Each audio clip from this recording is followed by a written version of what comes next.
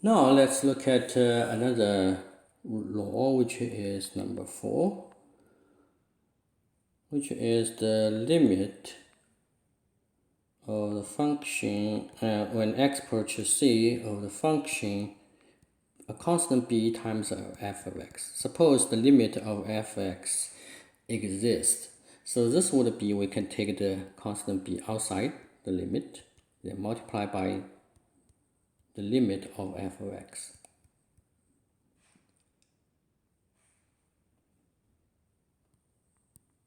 The next law is the limit x approaches c of the function f of x plus g of x, which is equal to the limit x approaches c of f of x plus the limit x approaches c of g of x. You can separate. Of course, we assume the limit exists for both function f and g. 6.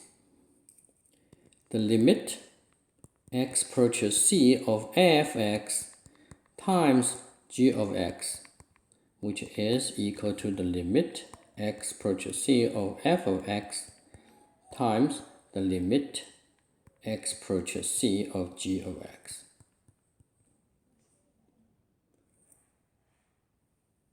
And 7, the limit x approaches c of f of x divided by g of x, which is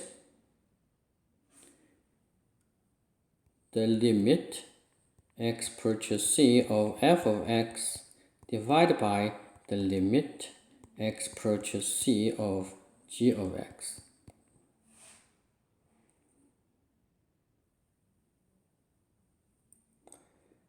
And 8, the limit x approaches c of f of x and this function raised to the power p over q, where p and q are integers. It's equal to, you can take the limit for f first,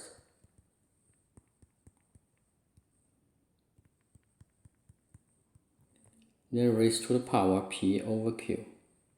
Of course, here p and q are integers, and q is not 0.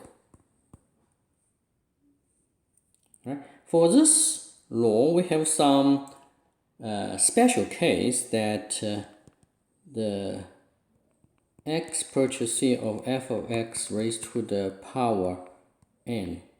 N is a positive integer, and so this is the limit x approaches c of f of x, then this limit raised to the power n.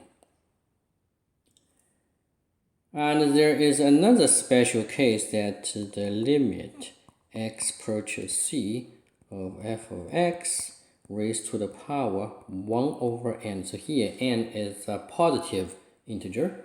So this would be the limit x approaches c of the square root, the nth root of f of x. So which means you can take the limit inside the radical sign, then take the nth root.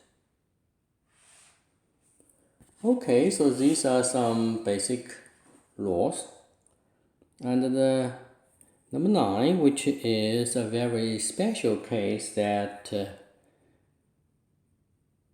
the limit x approaches c of f of g of x. So that is the limit of the composite function. If both satisfy very good conditions, then you can take the limit of f inside of g of x.